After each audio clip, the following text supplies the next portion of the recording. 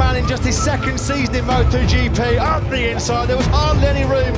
And away we go. A good start from Jack Miller there. He gets that Ducati well off the line. Maverick also got a good start. Already up inside that top three yet again. Sitting up his teammate there with Strat near as well. And how much is Mir going to risk, Steve, trying to get that second? Halo MotoGP lovers, Pertamina Mandalika SAG Team resmi luncurkan livery Moto2 2021. Pertamina Mandalika SAG Team resmi meluncurkan livery untuk Moto2 2021. Bersama kedua pebalap barunya, tim ini optimistis bisa raih hasil yang positif. Dalam video peluncurannya terlihat jelas livery yang akan digunakan untuk balapan musim ini. Livery didominasi warna merah, biru, dan putih, serta motif batik yang besar pada fairing kanan dan kiri. Kata Bo Ben Schneider, "Saya sangat bahagia bergabung dengan tim ini. Ada ambisi, ada sponsor, ini tim besar. Tujuan musim ini adalah melakukan langkah pada setiap balapan, itu sangat penting." Rekan setimnya, Thomas Luthi, mengatakan dirinya sangat menanti untuk memulai bagian baru ini. Menurutnya, ini suatu kesempatan besar. Kata Luthi, penuh kekuatan untuk memulai musim baru ini. Tujuan kita tentunya ingin bermain di peringkat teratas. Kita tidak mau berbicara soal urutan atau posisi tepat, tapi tujuan kita bersama adalah bermain di tingkat atas. Luthi menambahkan, timnya sudah siap dengan baik, orang-orang yang sangat bersemangat dan dirinya pun sangat bersemangat.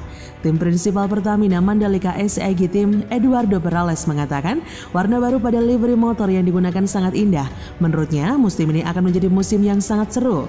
Kata Eduardo, "Kita sangat bersyukur dengan dukungan yang kami terima dari Indonesia. Kita telah berkembang beberapa tahun terakhir dan inilah musim untuk menunjukkan potensi kita sepenuhnya."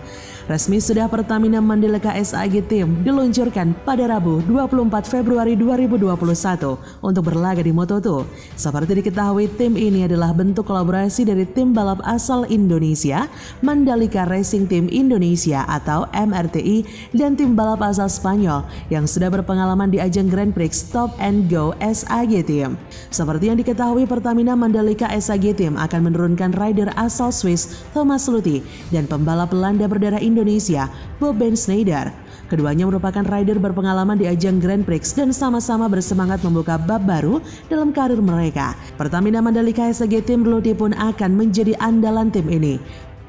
Pebalap berusia 34 tahun itu memang bukan lagi rider muda.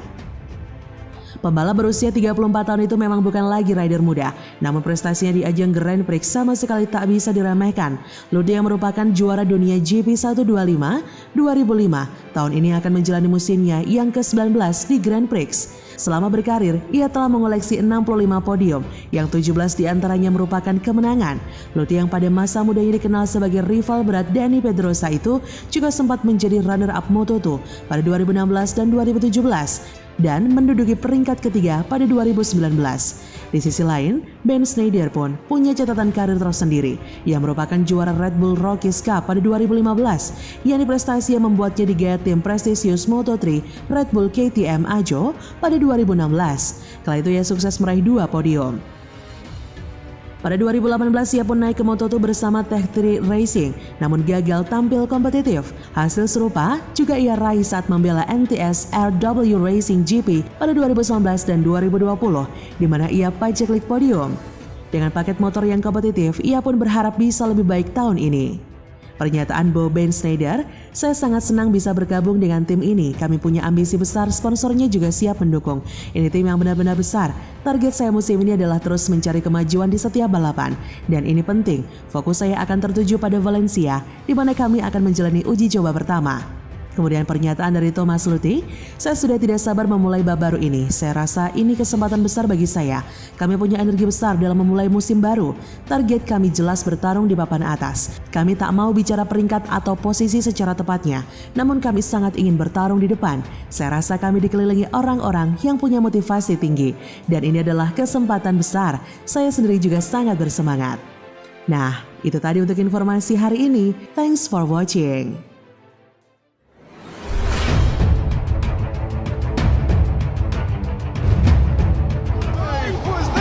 What a move. That is a young man in just his second season in MotoGP. Up the inside, there was hardly any room. And away we go. A good start from Jack Miller there. He gets that Ducati well off the line. Maverick also got a good start. Already up inside that top three yet again.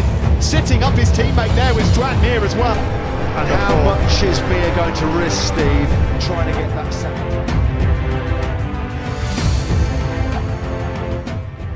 Halo MotoGP lovers.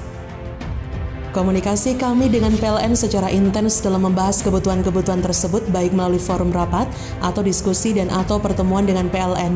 Koordinasi ini juga kami lakukan secara internal dengan anak usaha kami, INU, dan Mandalika Grand Prix Association, MGPA, mengenai kebutuhan listrik saat pelaksanaan event balap motor internasional maupun kebutuhan listrik di KEK Mandalika secara keseluruhan.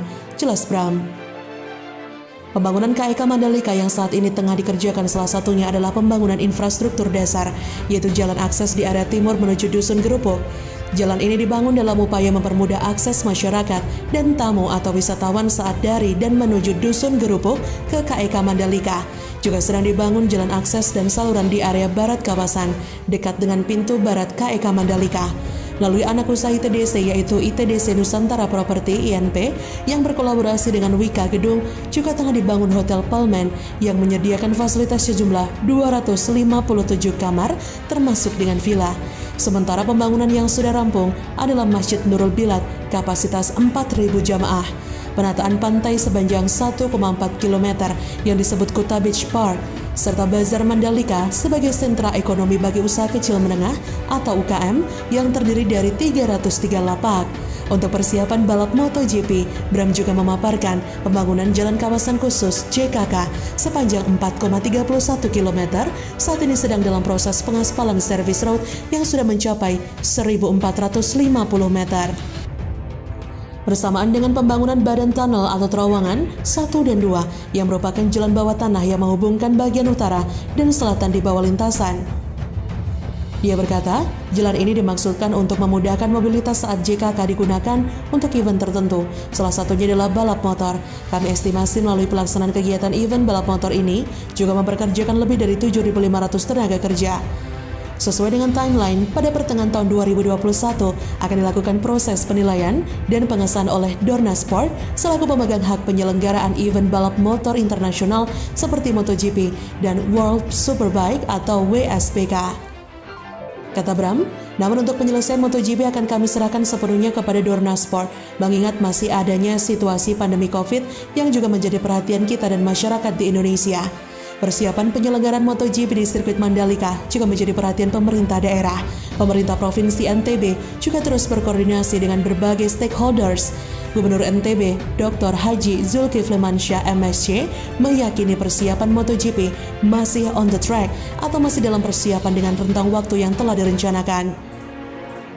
Kata Bang Zul, sapan akrab beliau, pemerintah pusat selalu berkoordinasi mengenai persiapan yang telah kami lakukan dalam menghadapi MotoGP.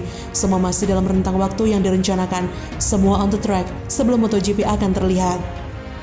Bang Zul mengatakan saat mengikuti rapat koordinasi pembahasan isu dan tindak lanjut pengembangan destinasi pariwisata super prioritas DPSP Mandalika yang berlangsung di ruang kerja Gubernur NTB Rabu 20 Januari lalu.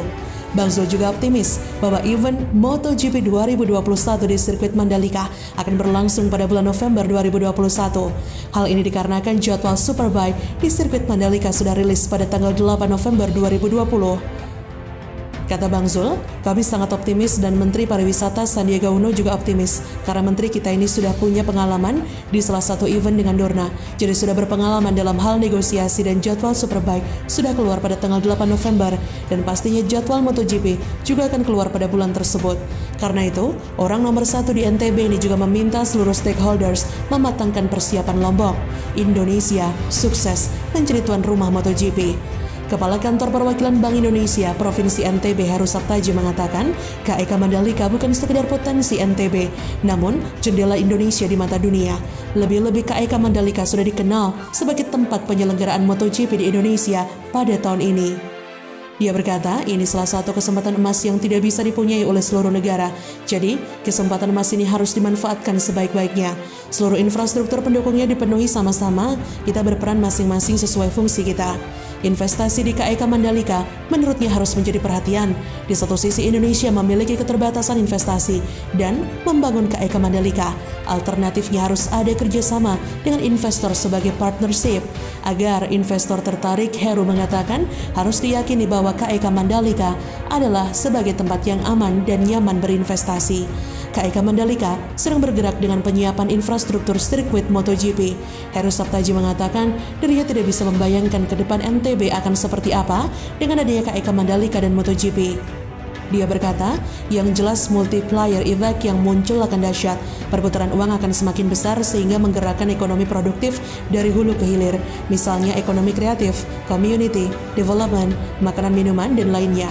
Kedepan Bank Indonesia akan melakukan kajian dampak KEK Mandalika. KEK Mandalika sudah memiliki jualan pariwisata, meskipun sirkuit MotoGP belum rampung. Sebagaimana model sirkuit MotoGP, sisi-sisi menarik di sirkuit MotoGP, sistem kelistrikannya yang dibangun di area MotoGP, posisi, start pembalap, podium, dan sebagainya. Sisi-sisi ini menurutnya menarik bagi orang mendapatkan gambarannya. Kata Heru, sekali lagi NTB punya kesempatan emas MotoGP. Persiapkan seluruh infrastruktur pendukungnya dengan baik, dukung dan kelola potensi ini sebaik-baiknya. Nah, itu tadi untuk informasi hari ini. Mari bantu channel ini agar terus berkembang dengan cara klik subscribe, like, comment, dan share di sosial media kamu. Thanks for watching.